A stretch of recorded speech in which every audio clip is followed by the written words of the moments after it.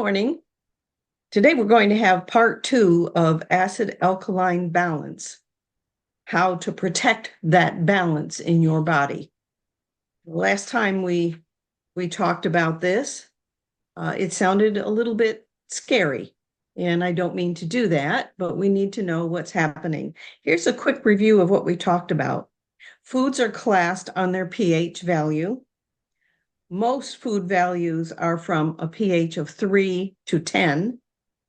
pH test strips measure the pH of urine and saliva, not blood.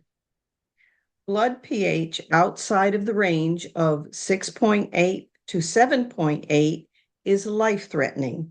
Don't be too scared about this. Your body keeps it during that range so that you're not threatened at every moment. As long as possible, your body will keep the blood pH between 7.35 and 7.45. And when the 8 laws of health are followed, health can be maintained. So what happens? You're out of balance. Since it's unusual to be too alkaline, it does happen, but it's not frequently. We'll focus on the acidic out of balance side. And here's a note to start with. Citrus fruit is something of a paradox. It is acidic when it's raw, but once your body digests it, it is alkaline. It's called an ash. So that's why when we talk about alkaline, we list those citric fruits because once you eat them, they become acidic. Here are the top alkaline foods: lemon, dark green leafy vegetables, most vegetables, fruit, and the grains of millet, quinoa, buckwheat, amaranth, spelt, and kamut. The others are acidic and they're not listed here. Likewise with nuts, the alkaline nuts are almonds and Brazil nuts. The other nuts are acidic. Also seeds and pulse, soy limas and lentils. The alkaline minerals are sodium, potassium, and iron. The top acidic foods, the ones that you want to limit in your diet, are sugar, meat, wheat, alcohol, aged cheese, tobacco, other grains, legumes, and nuts that were not listed on the previous side, and also caffeine.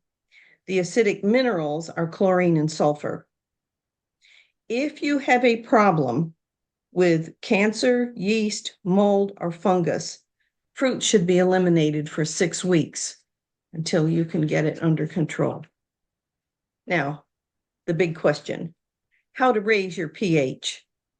It should not be a surprise to you to know that we're going to do that by adjusting your diet. Use a daily fresh lemon juice with water. Sometimes it's necessary to do 2 lemons a day or 3 lemons a day. But if you do 1 a day, it's a nice way to start the day and to help your body get on the right path. Also, it's good to increase raw food. Most raw food is alkaline. And then you can add to the diet things that are strongly alkaline, like watermelon, raw greens, and juiced veggies. Never, never, never, never drink baking soda. I'm emphasizing this because it will, when you drink it, it will make your stomach alkaline, and that's the one place in your body that needs to be acid. So don't do that. In fact, the over-the-counter remedies that help with acid reflux and those sorts of things are not good. They cause the same thing, the body to become alkaline, and then your brain says, oh no, it needs to be acid down there. Let's put more acid down there. And it creates a cycle that's not healthy. So it's good to eliminate the baking soda and find another way to manage your problems like acid reflux. There are ways to increase acid, and they are lifestyle effects: overwork, jealousy, anger, stress, and fear. They all cause the body to be increased in acid. To increase the alkalinity would be peace, prayer, kindness, meditation, and love.